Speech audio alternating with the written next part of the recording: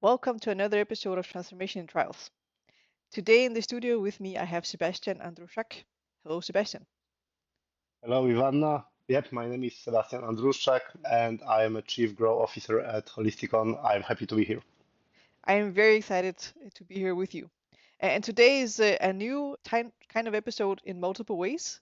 One, we're trying out a new question today. Two, this is actually the first time I'm recording in a new technology. And three, this is the first time that the guest, Sebastian, actually prepared the questions instead of me preparing the questions. So I feel very fortunate to be working with someone who is as eager to be here as I am. So thank you for that, Sebastian. Thank you very much for this opportunity as well.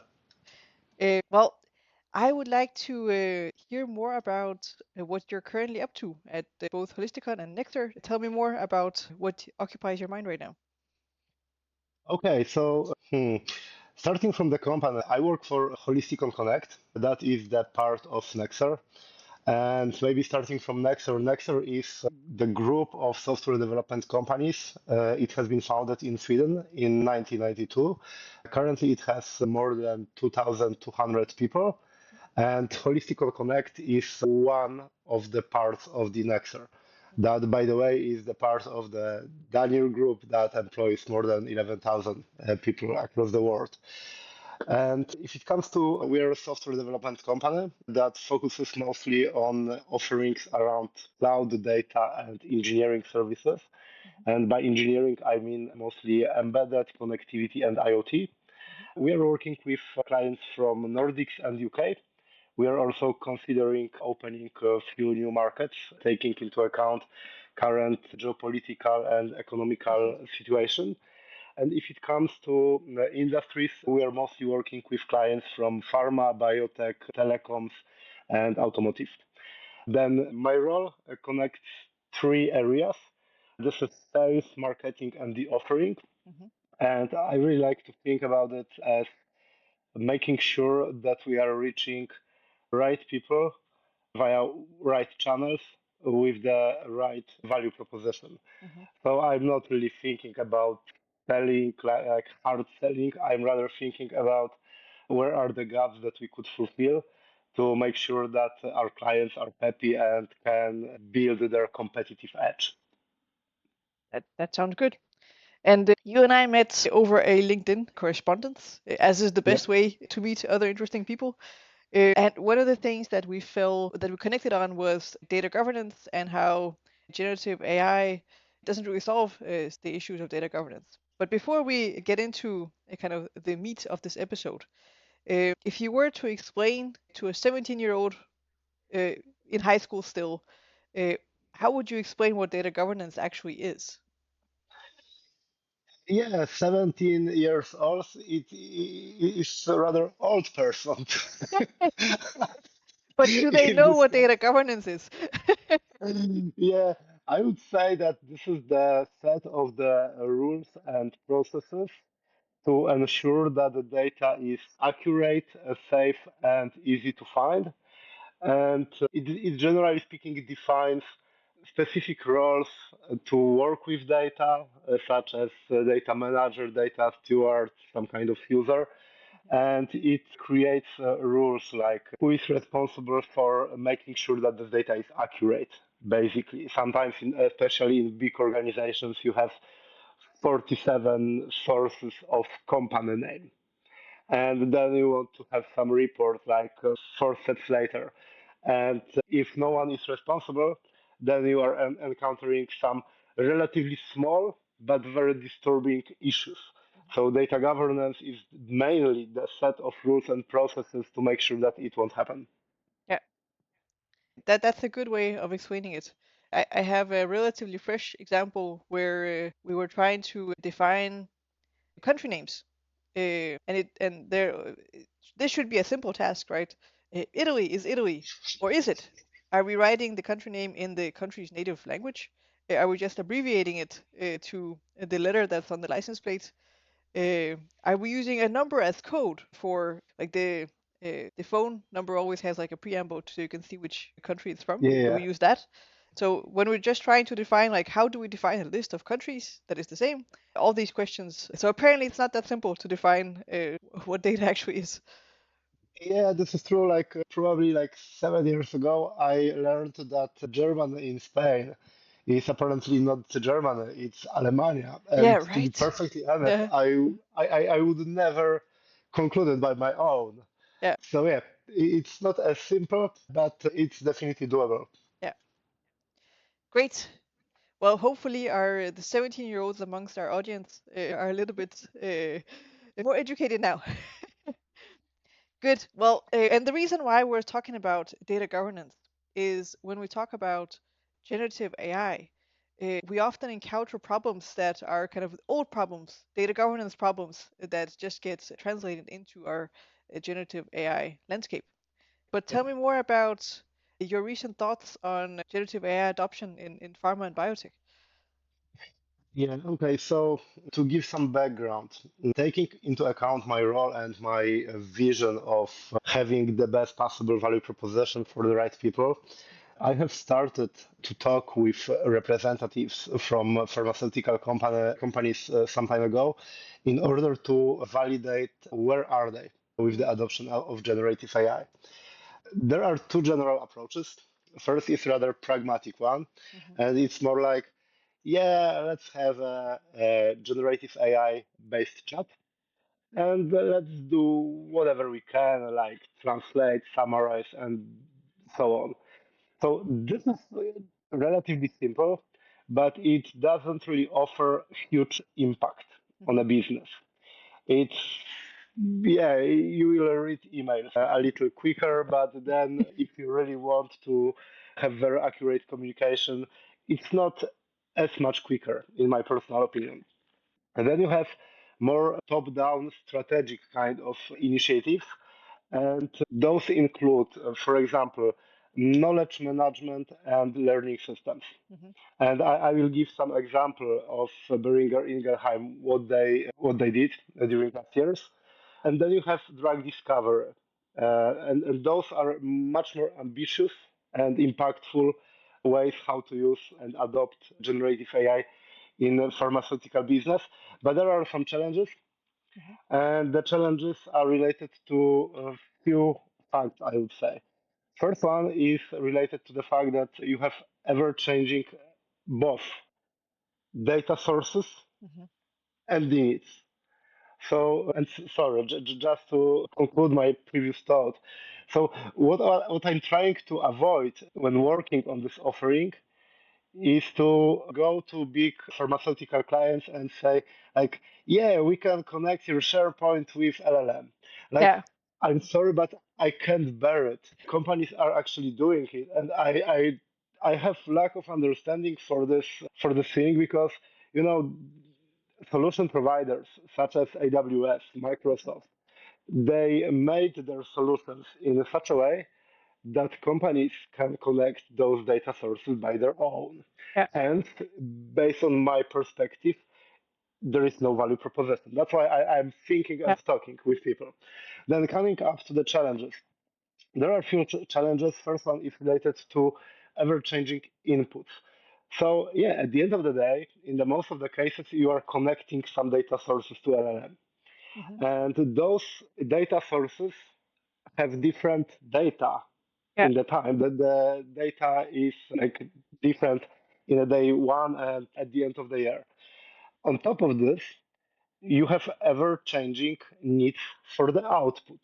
Mm-hmm. So people are asking different questions and have different perspectives. The perspective changes in the time.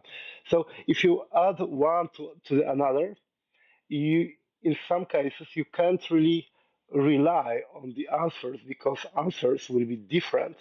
So Mm-hmm. sometimes it's good if you are asking like what is market share for Nordic countries for first quarter 2024, Mm-hmm. and then you are asking the same question like for current quarter, let's say, and then you are asking the same question in next quarter. This variance between answers is right, Yeah. but then, if you want to know what are the core principles of our approach to strategic clients, let's say Mm-hmm. it's a very cheesy example, I would say, but just as an example, then you would expect that answers will be totally the same.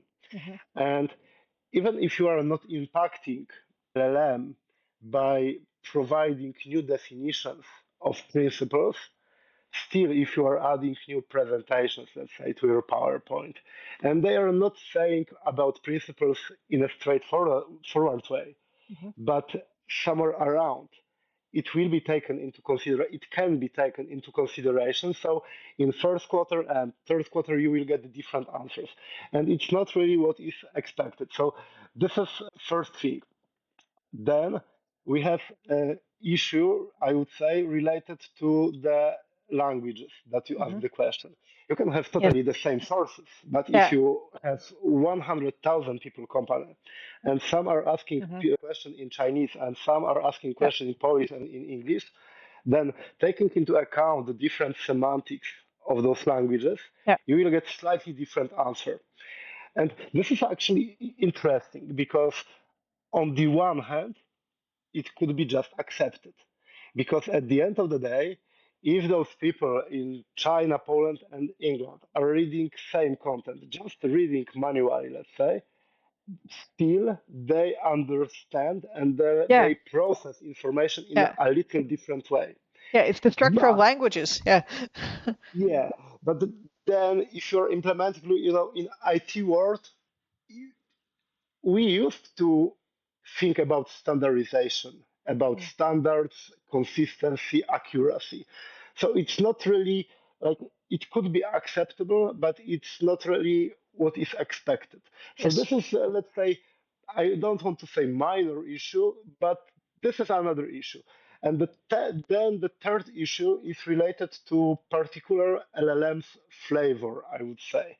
And by flavor, I mean Mm, if you take different LLMs, they are all trained on different data sets Hmm. and they all have different sets of censorship.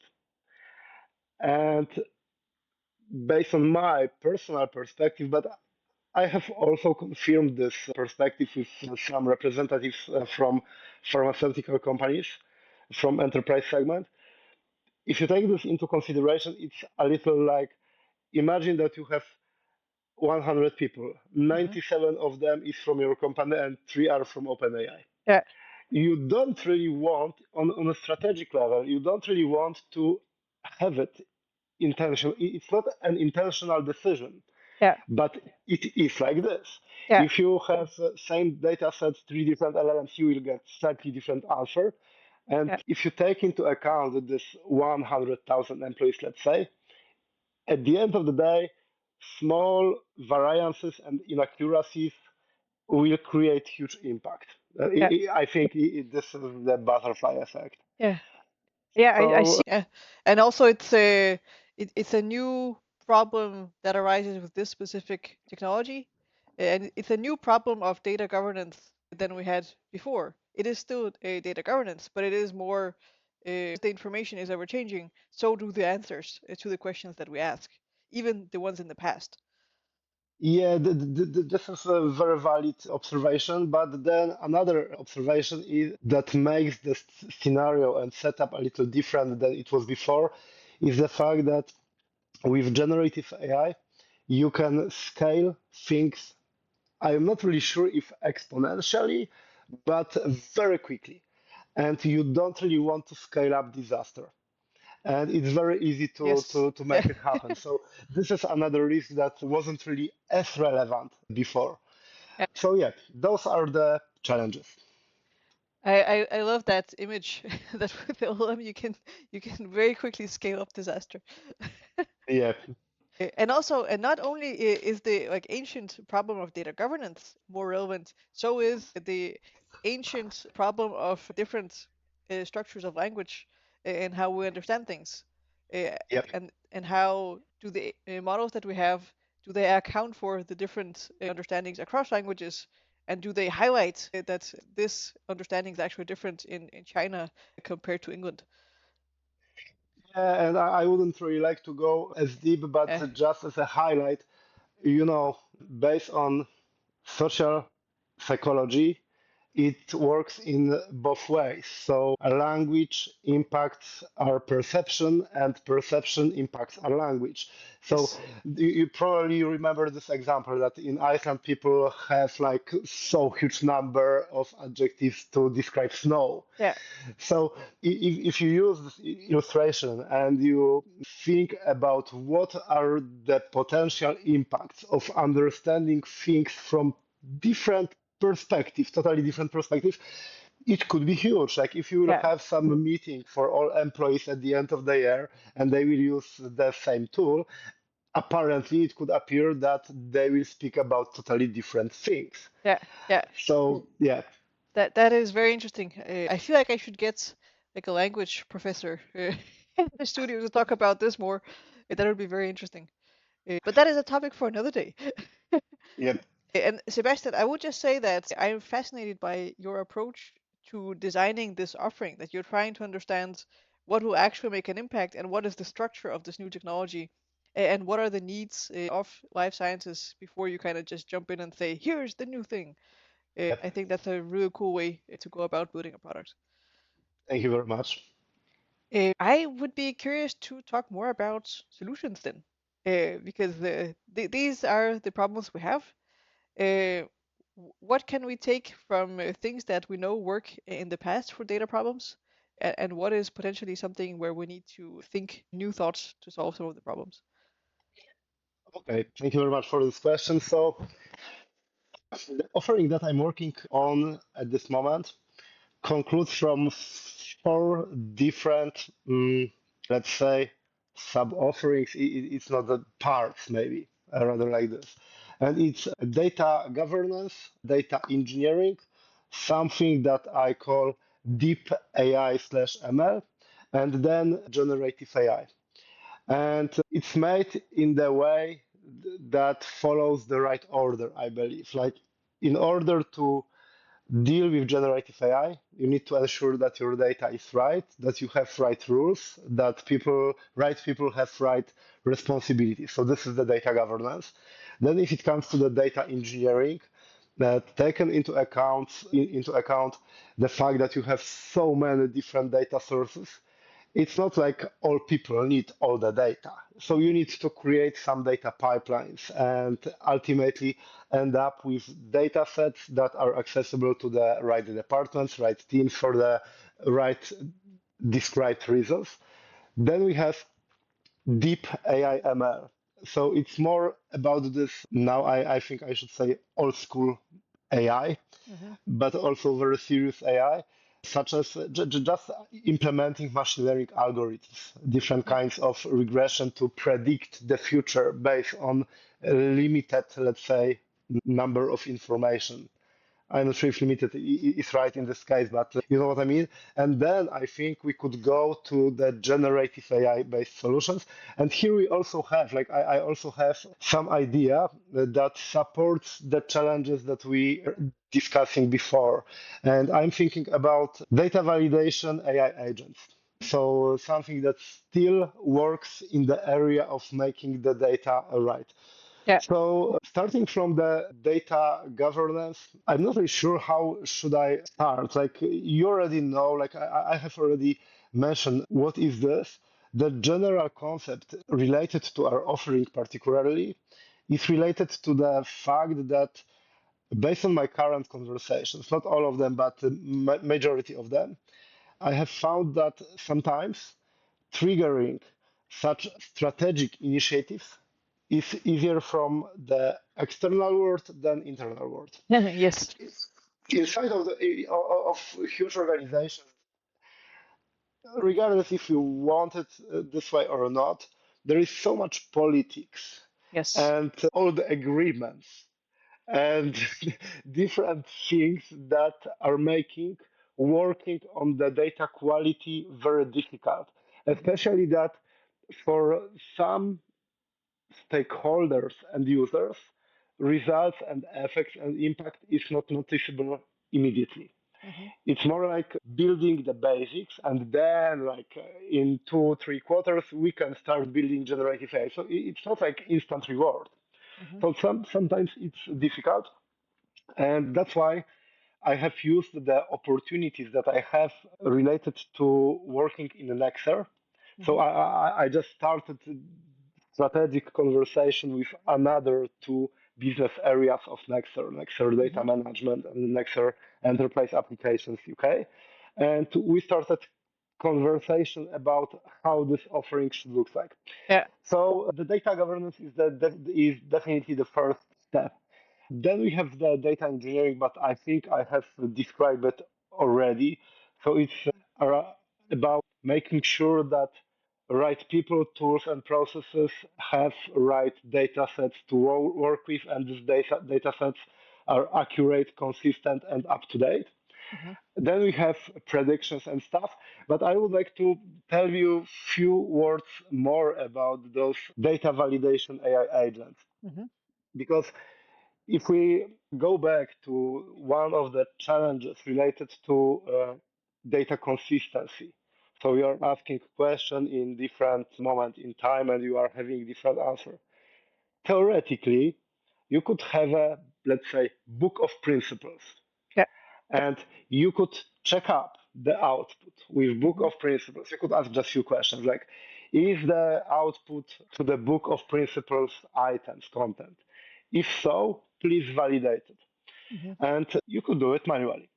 It would make the whole generative AI tool like I can't really understand the sense because it wouldn't be question answer. It would be question then Kate from the data validation team will check the answer and send it to you until the end of the day.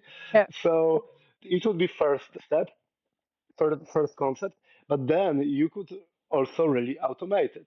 Yeah. So you could implement the data validation done by AI agents in the process of your solution.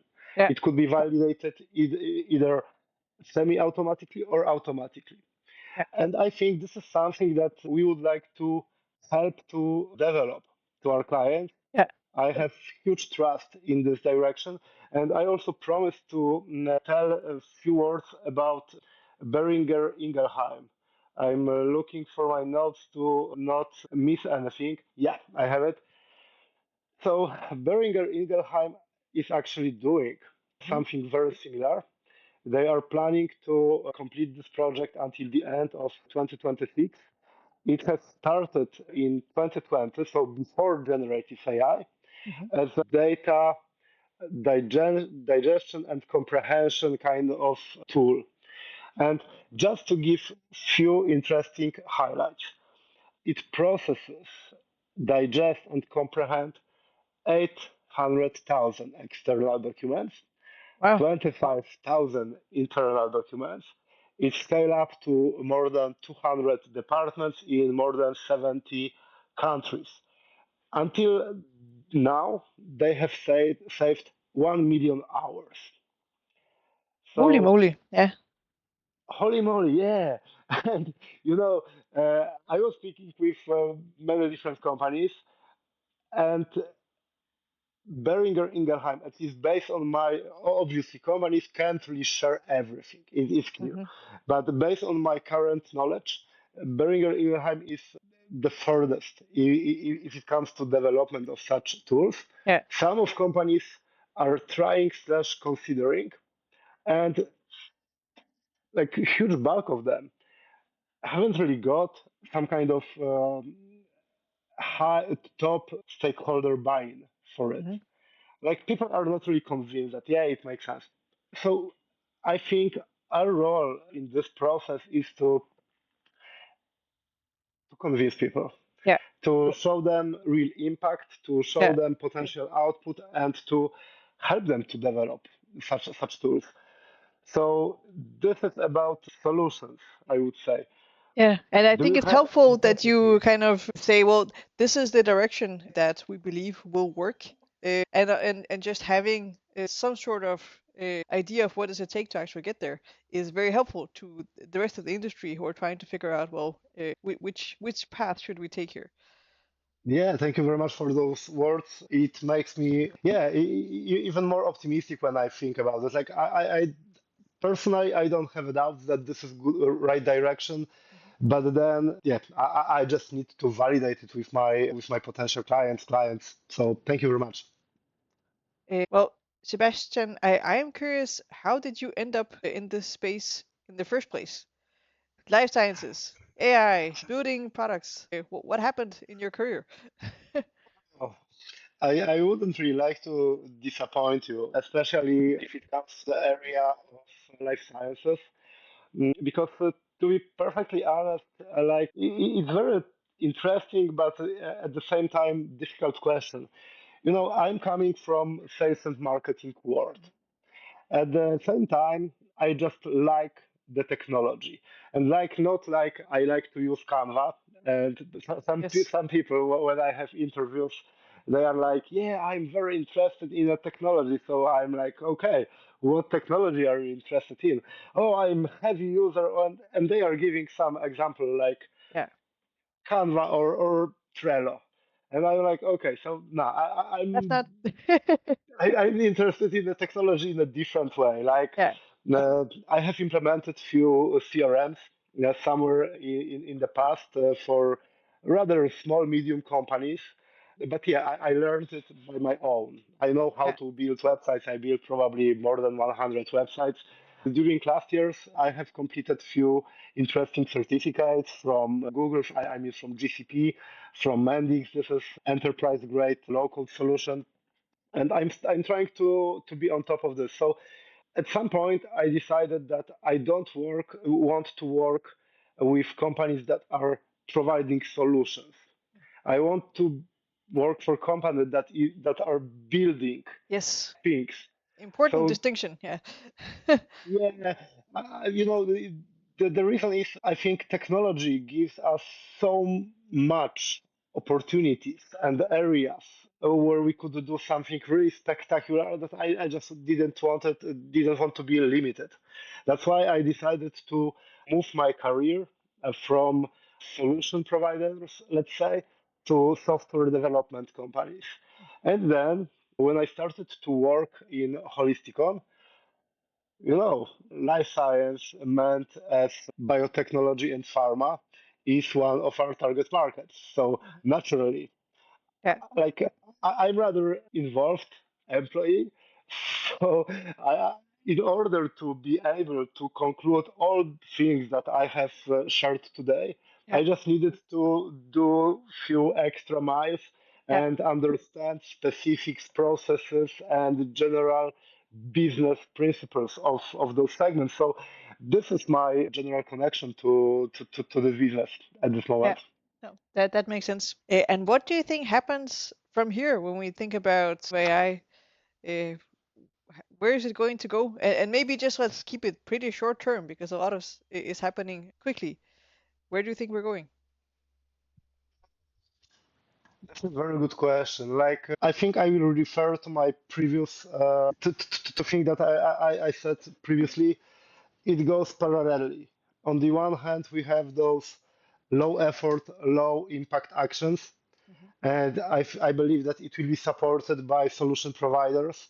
So as for now, it's not only about LLMs per se and AWS, Google, Microsoft, and OpenAI, and so on. It's also about solutions that are already generative AI-based solutions that are already embedded in bigger solutions slash ecosystems, such as SAP, IBM, Salesforce, and so on, even local like Mendix. So I think this it's going to be one direction, and initiatives here are going to be triggered rather bottom up. Hmm. It can provide some interesting results, but I don't really feel that it can be really you know, very impactful and spectacular. Then we have those huge initiatives. And those, like, I believe it's going to still be mostly around probably drug discovery. Hmm. Then another thing about knowledge digestion and comprehension, I think it's also valid. And the comprehension part is Hmm. really important because, you know, 5 7 years ago we was like yeah, let's have our data clean, let's have it like a lot. Then let's have some regression, predict some numbers, and it was what companies were playing for. For now, I think it's more about also understanding, deep understanding of the data, especially unstructured data.